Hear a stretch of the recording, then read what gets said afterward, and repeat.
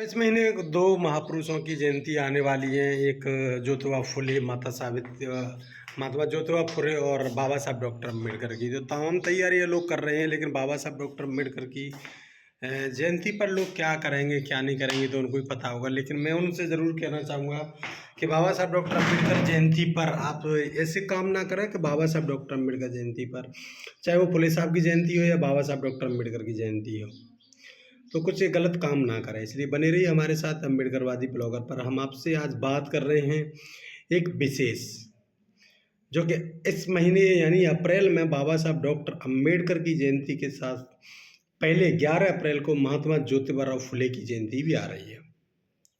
महात्मा ज्योतिबा फुले शिक्षा के अग्रदूत कहे जाते हैं, जिन्होंने राष्ट्रपिता की उपाधि भी दी गई है उनको। और कहा जाता है कि महात्मा फुले अगर नहीं होते तो SC ST OBC माइनॉरिटी, जो बहुजन समाज है, गरीब तबका है, वो कभी भी शिक्षा तक नहीं पहुंच पाता। ये बात मैं इसलिए कह रहा हूं कि महात्मा फुले उस क्रांति के दूत हैं जब लोगों को शिक्षा से दूर रखा गया, जातिवादी आडंबरवाद चल रहा था। उस समय महात्मा ज्योतिबा फुले ने किस प्रकार से क्रांति की, किस प्रकार से काम किया, किस प्रकार से उन्होंने हमें सामाजिक जीवन दिया, हमें आज समझने की जरूरत है। महात्मा ज्योतिबा फुले अगर वास्तविक नहीं होते, तो महात्मा ज्योतिबा फुले अगर नहीं होते, तो आज जो बहुजन समाज है वो शिक्षा रूपी अंधकार में डूबा हुआ ही रहता। शिक्षा रूपी अंधकार से ज्योतिबा फुले ने बाहर निकाला है। अगर हम लोग ज्योतिबा फुले को अगर पढ़ें थोड़ा सा तो हमारी समझ में आए, लेकिन हम सिर्फ व्हाट्सएप, फेसबुक, इंस्टाग्राम पर बिजी हैं, हमें पढ़ने की फुर्सत नहीं है। महात्मा ज्योतिबा फुले, इनको महात्मा की उपाधि किसने दी, क्यों दी, ये तमाम बातें हैं महात्मा फुले साहब की। लेकिन फुले साहब को पढ़ना बहुत ज़रूरी है। 11 अप्रैल 1827 को महात्मा ज्योतिबा फुले का जन्म हुआ पूना में। महात्मा फुले के पिताजी गोविंदराव, जिनको फूलों का व्यापार था और फूलों की खेती करते थे, इसलिए करते थे फूलों की खेती क्योंकि एक पेशा बना हुआ था। उस समय मनुस्मृति लागू थी। मनुस्मृति में पेशवाई राज उस समय वहाँ पर चल रहा था महाराष्ट्र के अंदर, और पेशवाई राज में मनमर्जी कोई नहीं कर सकता था। पानी पीने की मना थी लोगों को, तालाबों में पानी नहीं पी सकते थे। सोचिए, मंदिरों में नहीं जा सकते थे। सोचिए, मनुस्मृति के बगैर, मनुस्मृति के अगेंस्ट कोई काम नहीं कर सकते, पढ़ भी नहीं सकते थे। SC ST OBC माइनॉरिटी के लोग पढ़ नहीं सकते थे।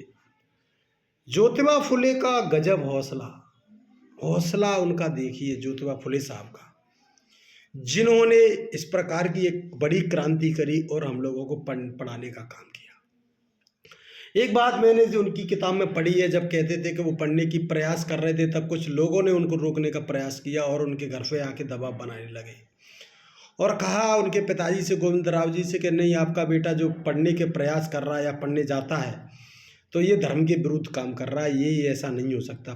पढ़ाई वढ़ाई उन पर मत करवाओ, उन पर अपना फूलों का व्यापार करवाओ, और जो भी लोग हैं शूद्रों के जो काम हैं वही काम करिए।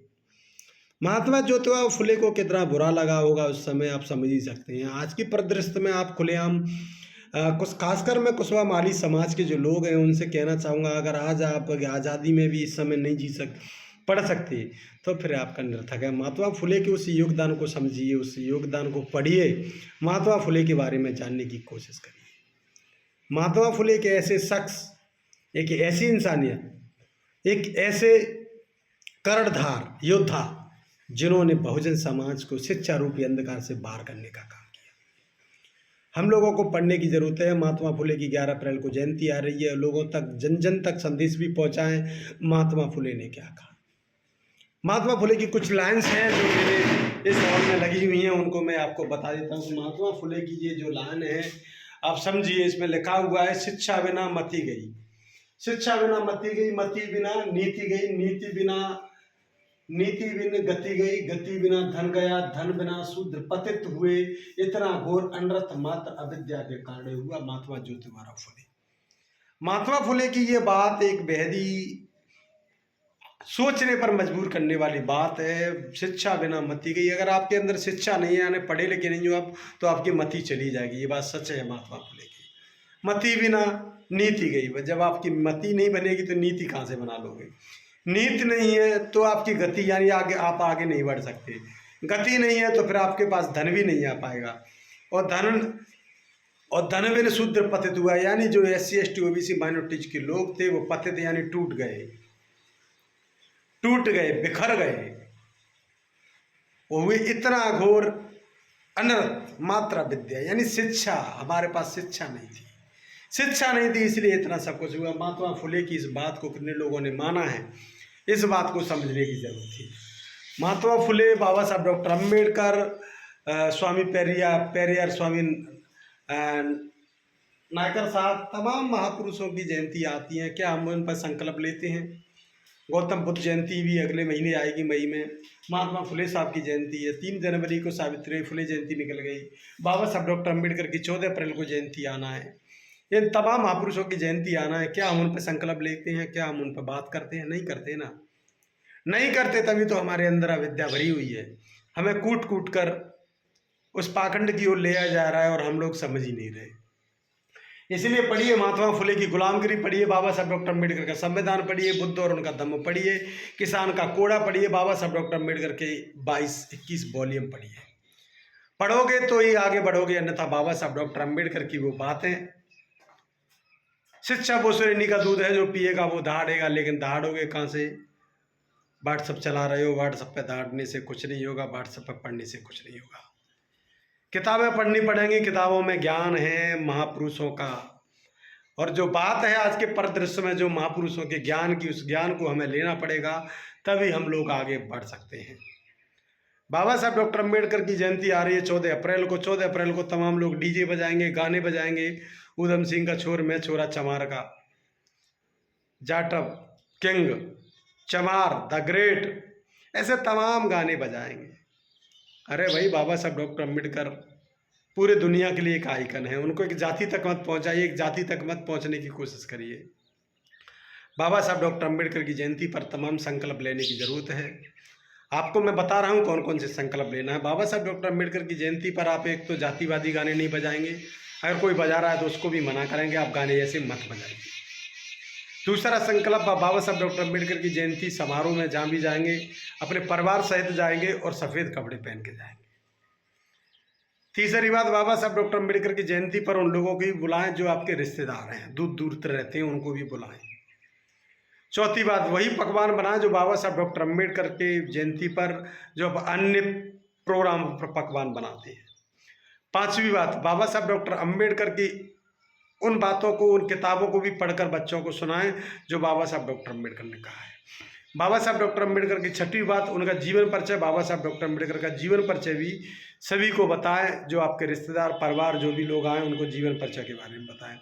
हो सके तो बाबा साहब डॉक्टर अम्बेडकर के जीवन पर प्रकाश जरूर डालने की कोशिश करें। साथ ही बात, किसी प्रकार का ऊधम दंगा ना करें। किसी प्रकार से बाबा साहब डॉक्टर अम्बेडकर ने जो कहा है, शिक्षा रूपी हथियार, हो सके तो उस दिन आप कुछ गरीब बच्चों को कॉपी पेंसिल किताब भी वितरण कर सकते हैं।